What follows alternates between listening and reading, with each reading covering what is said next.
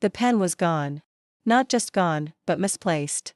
The specific weight of my digital stylus, the one with the slight grip wear on the barrel, was absent from its designated slot on my project board. A low hum of panic started in my chest. My presentation was in 3 hours, and my entire workflow was a meticulously organized ecosystem. One tool out of place was a pebble in the gears. I took a deep, steadying breath. Lucas. He'd been puttering in here earlier, trying to be helpful. Bringing order to the creative chaos, he'd said with that boyish grin. My eyes scanned the room and landed on the jar on my drafting table. My pens were there, standing upright like a bouquet of plastic flowers. Sorted by color. A hot, tight feeling shot up my throat. Sorted by color. Not by project, or tip wear, or frequency of use. By color. Lucas? My voice came out colder than I intended. I heard his footsteps, warm and familiar on the hardwood, before he appeared in the doorway. His hair was tousled from sleep, and he held a mug of coffee, a peace offering steaming in his hand. "What's up, superstar? Ready to wow the client?"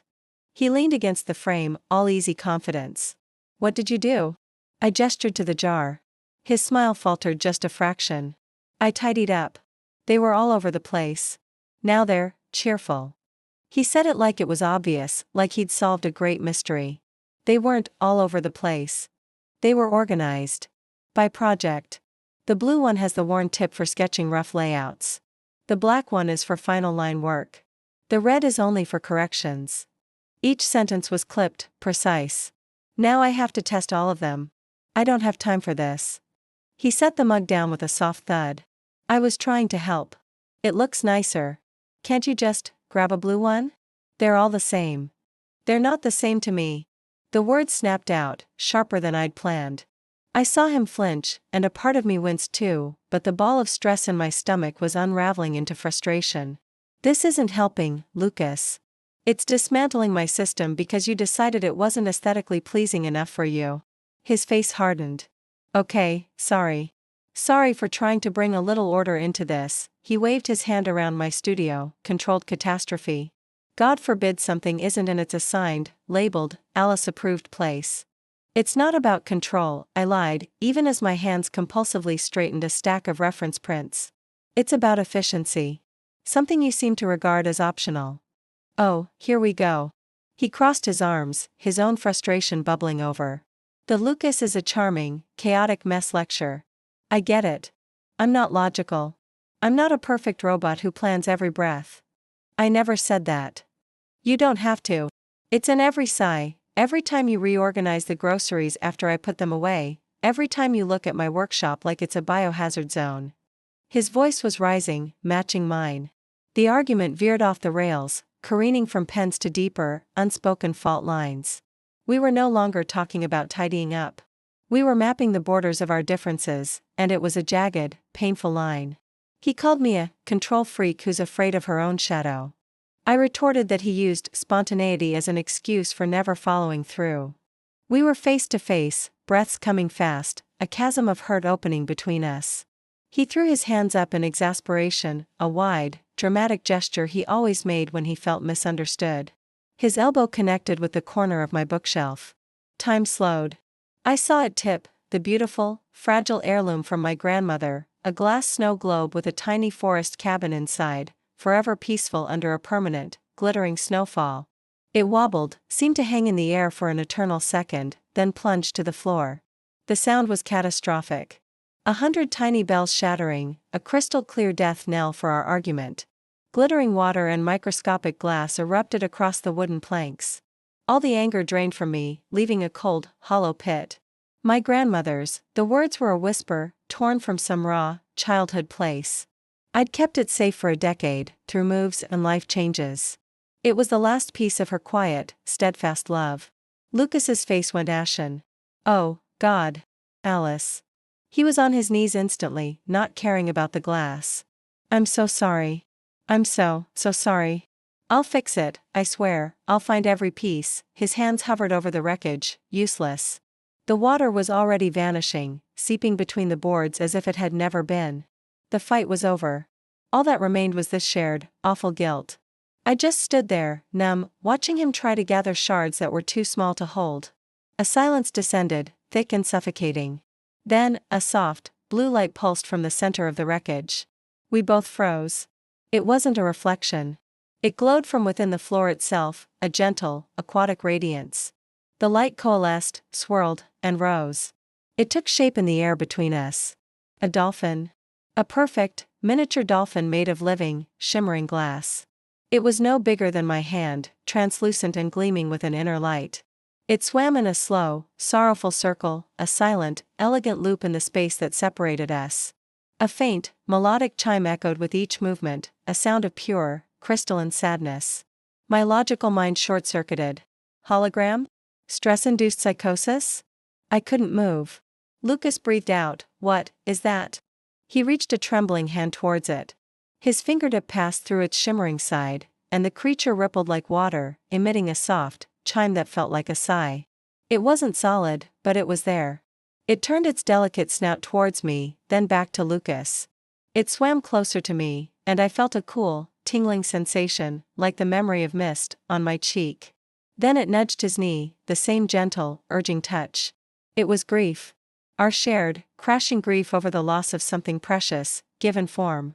It was the fight, the regret, the love for my grandmother, the fear that we'd broken something between us that couldn't be glued back together. It was all of it, made into this heartbreakingly beautiful, impossible thing. "It'll probably fade," I heard myself say, my voice hollow. "It has to." Lucas looked from the dolphin to me, his eyes wide with awe and dawning horror. "I think we broke something more than the snow globe." We cleaned up the physical glass in a heavy silence. The dolphin followed us, a silent, shimmering ghost. It hovered near the sink as we brushed fragments into the dustpan. It trailed me to the trash can, its gentle chimes the only sound in the apartment. That night, we retreated to our separate spaces, him to the couch, me to the bedroom. As I closed the door, I saw it in the dim hallway, suspended in the air, casting tiny, wavering blue lights on the walls. A permanent, magical reminder of the first time we'd let our words shatter something real. I lay in bed, staring at the ceiling, the image of its sorrowful swim etched behind my eyelids. Logic had failed. The world had softened at the edges, become a place where emotions could crystallize into glass. And the terrible, wonderful, aching question hung in the dark: if our regret could do this, what else were we capable of? The glass dolphin didn't fade. It became a permanent, floating fixture in our apartment, a silent, shimmering third roommate. We named it Ariel, for no reason other than it seemed too sad to go unnamed. Its gentle chimes were the soundtrack to our new, careful existence. Lucas and I moved around each other like satellites in a cautious orbit, speaking in soft tones, offering hesitant smiles. We were so busy not fighting, we almost stopped talking. The tension wasn't the sharp, hot kind from before. It was a low, steady hum, like the buzz of a forgotten appliance. It was in the way I'd bite back a comment about his muddy boots on the clean floor, and the way he'd stop himself from playing his music, claiming he had a headache. Our home was peaceful, and it was utterly suffocating. The breaking point, when it came, was spectacularly stupid. I'd had a day that stripped my nerves raw. A client had rejected 3 weeks of work with a one-line email. The subway had broken down. A cold drizzle had soaked me to the skin. All I wanted, all I craved, was the simple, dark comfort of my favorite true crime documentary series and the solid warmth of Lucas beside me on the couch. I'd asked him, specifically, to record the new episode. I shuffled into the living room, shedding my wet coat. Lucas was at his workbench, sanding a piece of wood, curls of aromatic cedar dust floating in the lamplight. The TV was off. "Did you set it to record?" I asked, my voice already thin with the weight of the day. He looked up, a smudge of sawdust on his cheek. "Oh. The murder show. I forgot, Al. I'm sorry." 3 words. I forgot, Al. They were the tiny, final pebble that started the avalanche. It wasn't about the show. It was about the one thing I'd asked for, the one anchor I had in the sea of a terrible day, being casually swept aside. "You forgot." The words were flat. "It's on Thursday nights. It's the only thing I watch live. I reminded you this morning." He put down the sanding block, his posture defensive. It was a busy day. My students were climbing the walls. I had to finish this commission. "It's just a TV show, Alice." Maybe if your interests weren't so, he gestured vaguely, morbid, it'd be easier to remember. The air crackled. It was a physical sensation, a static charge that lifted the hair on my arms. Ariel the dolphin, usually floating by the window, let out a sharp, high chime and darted behind the curtain. It's not morbid, I shot back, my volume rising. It's about people solving puzzles. About order being restored from chaos. And it's not about the show, Lucas, it's about you listening to me. About you hearing one simple thing I need and holding on to it. I hear plenty, he fired back, standing now. I hear the sighs when I leave a dish out. I hear the silent critique in every look you give this apartment. Maybe I'm too busy trying to navigate the endless list of Alice rules to remember every TV schedule. Our voices volleyed, sharp and fast. And as they did, the air in the room began to change.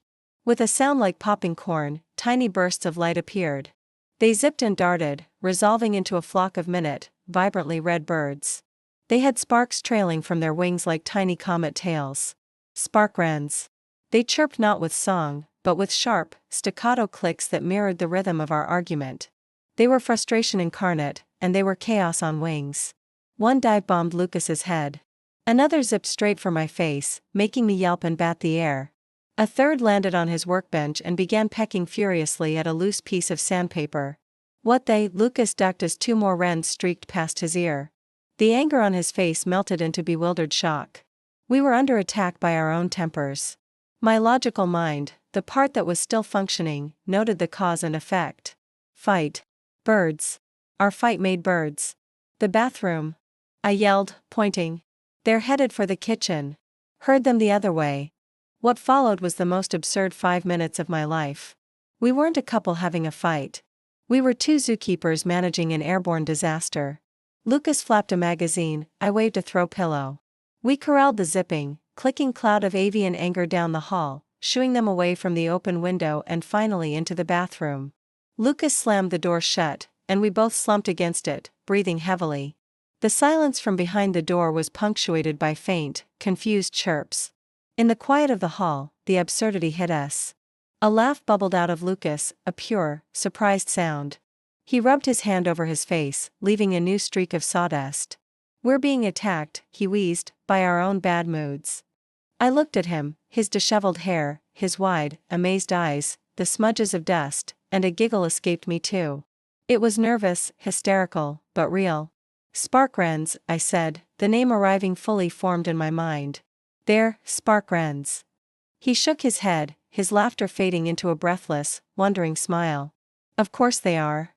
He slid down the door to sit on the floor, and I joined him, our shoulders touching.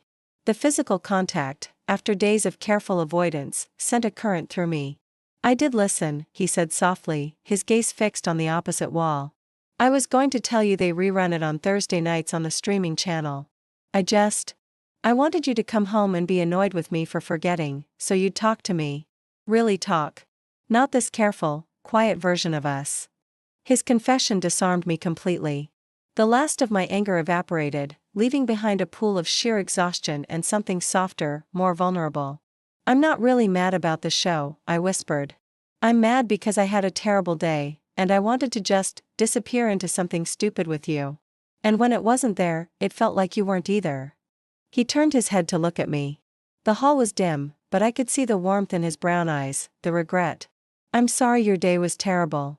He reached for my hand, his fingers threading through mine, calloused and sure. The touch was an electric solace. He leaned in slowly, giving me every chance to pull away. I didn't. I met him halfway. The kiss was everything our words hadn't been, soft, forgiving, a gentle press of apology and understanding. It was the first real connection we'd had since the snow globe shattered, a bridge built over the chasm of spark wrens and glass dolphins. My hand came up to cradle his jaw, feeling the prickle of his stubble, the solid reality of him. As we pulled apart, a shared, shaky breath between us, something new popped into existence. Not with a crackle or a pop, but with a soft poof of air. Right between our faces, floating on its back in midair, was a fluffy, wide-eyed sea otter. It held a tiny, glowing clamshell against its chest with both paws, and it gazed at us with an expression of profound, dramatic worry. We froze, noses almost touching the creature's soft belly fur. Lucas didn't move a muscle. His eyes, still inches from mine, widened. He whispered, his breath ghosting over my lips, "I think our makeup kiss just gave birth to an anxiety otter." A sound escaped me, half sob, half laugh, wholly overwhelmed. The otter let out a soft, concerned squeak and snuggled the clamshell closer. The romance of the moment shattered and reformed into something utterly, surreally corny. We had a menagerie now. A grief dolphin, anger birds, and now, a relationship anxiety otter. We didn't move apart. Lucas rested his forehead against mine, our laughter mingling, quiet and hopeless. The otter squeaked again, insistently.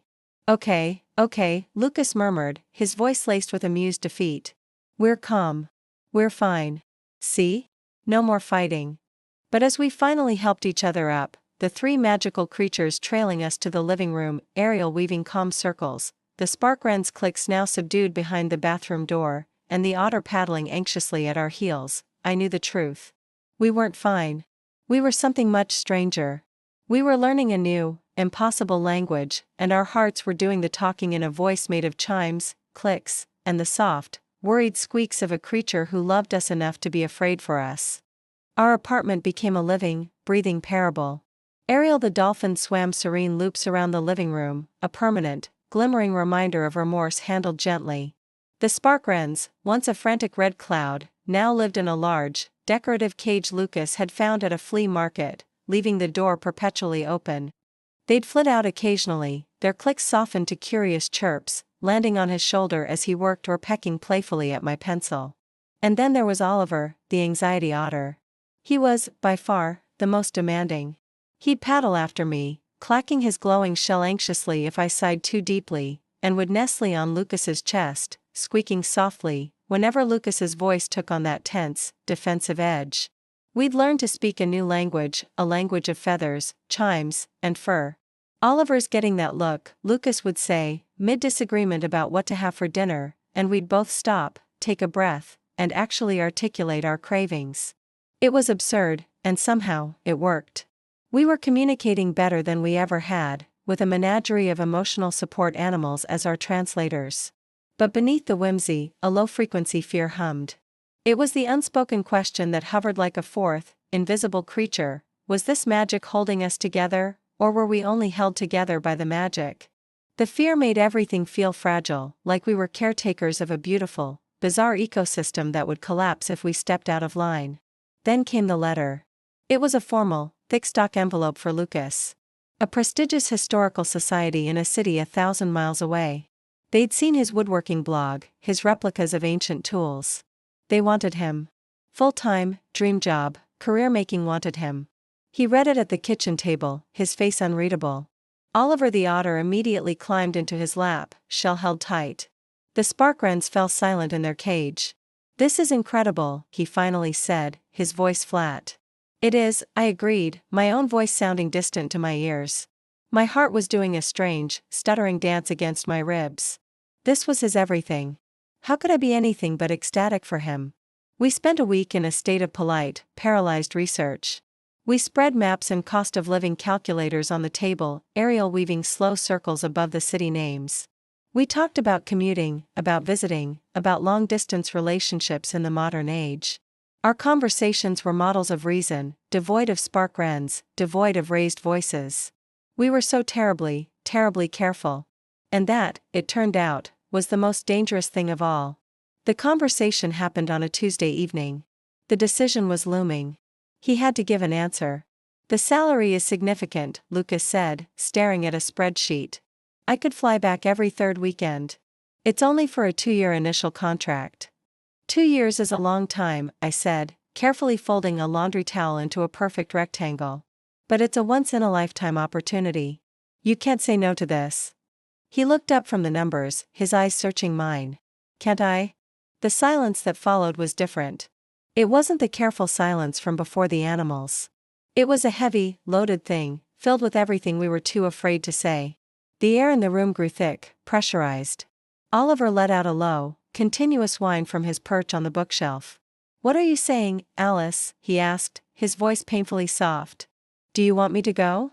The directness of it shattered my careful control. "I want you to be happy." The words burst out, too loud.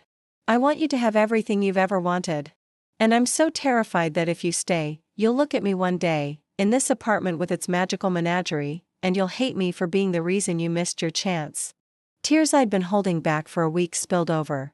"I love you so much it feels like a flaw in my own design, Lucas. Because the part of me that loves you wants you to stay forever, and the part of me that loves you knows you have to go." He stood up so quickly his chair scraped. "You think I could ever hate you? You think this," he waved a hand at Ariel, at the wrens, "is a cage to me? Alice, this is the most amazing thing that has ever happened to anyone. We have a grief dolphin. We made an anxiety otter with a kiss." He was crying now too, angry, frustrated tears. "But you're right. I'm terrified. I'm terrified that if I go, this tether between us will stretch over all those miles and it'll snap. That the magic will fade because we're not together to feed it, and then all we'll have is the distance and the silence. I'm scared that this magic is the only extraordinary thing about Lucas and Alice, and without it, we're just ordinary." His confession, so raw and mirroring my deepest dread, broke something open in the room. The pressure peaked. And the air behind him darkened. Not with light, but with shadow. Deep, velvety shadows that coalesced into forms. They were large, majestic, and profoundly sorrowful. Shade stags. 3 of them. Their bodies were like living twilight, and their antlers were vast, intricate architectures of swirling mist and captured starlight. They stood silently, towering nearly to the ceiling, their great heads bowed under the weight of an ancient, silent grief. They were the physical forms of our primal fears: abandonment, regret, the death of a shared dream. The apartment felt cavernous and cold. Oliver was emitting a high, desperate keen. The spark wrens huddled together, utterly mute. Seeing them, these magnificent, heartbreaking creatures born from the love we were afraid would destroy us, was the final, necessary shock. We weren't fighting. We were mourning a future we hadn't even lost yet. I walked to him, through the chilling aura of the stags. I took his face in my hands, his skin wet with tears. "I don't want an extraordinary magic, Lucas. I want an ordinary you. I want your coffee cups left on the counter and your sawdust on the floor. I want your terrible puns and your impulsive picnics. I don't need a dolphin to show me I'm sorry. I just need you to hear me say it." He grasped my wrists, his grip tight, anchoring. "And I don't need a fancy title in a city where you aren't. My dream wasn't a job, Alice. It was a life that felt meaningful. You, and this wonderfully weird life we're building, it's the most meaningful thing I'll ever do." As the words left his lips, the true, unvarnished, terrifying truth, the magic around us shifted. The great shade stags lifted their heads. One by one, all of our creatures began to glow with a warm, gold light from within. Ariel chimed, a clear, joyous note. The spark wrens fluttered, their red feathers now gleaming like embers. Oliver squeaked, a sound of pure relief, and his glowing shell brightened like a tiny sun. They looked at us, each of them, with what I can only describe as profound approval. Then, as if their work was finally, truly done, they dissolved. Not with a pop, but a gentle sigh. They became showers of light, Ariel a cascade of blue sparks, the wrens a flickering red mist, Oliver a shower of golden glitter, the stags a gentle snowfall of twilight and stardust. The light settled on our skin, our clothes, the floor, warm and scentless, and then it was gone. The silence was absolute. And normal. The kind of quiet filled only with the hum of the refrigerator and the distant sound of traffic. The apartment was just an apartment. Lucas looked around, his face pale with shock. "Is it, because we're over?" The fear in his voice was a living thing. My own heart felt like it was crumbling. Had we been wrong? Had admitting our fears severed the magic for good? Then I understood. I took his hand and placed it flat against my chest, over my pounding, frantic heart. Then I placed my hand over his. His heartbeat thudded against my palm, a strong, steady counter-rhythm to my own. "No," I whispered, a new kind of warmth spreading through me, one that had nothing to do with magic. "It's because we don't need them anymore. They weren't a curse. They were a bridge. And we just finally crossed it, together, on our own." The handmade snow globe appeared on our first anniversary. I came into the living room to find Lucas looking sheepish, holding a small box. "I know the rule is no magic talk," he said, a grin playing on his lips. "But I'm a historian. We preserve things." Inside the box, nestled in tissue paper, was a beautiful, hand-carved wooden snow globe. The base was polished walnut, etched with swirling patterns that reminded me of both wood grain and water ripples. Inside, suspended in a clear liquid, was a tiny, perfect wooden dolphin and an otter, orbiting two simple, faceless figures holding hands. "A normal one," he said softly, his voice rough with emotion. "To remember the weirdness that made us normal." I wound the key at the base. As the glitter swirled, catching the afternoon light, I pulled him down and kissed him. It was a deep, slow, utterly present kiss. There were no chiming dolphins, no squeaking otters, no shadows of stags. There was only the solid feel of him, the scent of cedar and soap, the sound of our shared breath, and the soft, mundane music of plastic glitter falling on a wooden world we had built, piece by careful, beloved piece.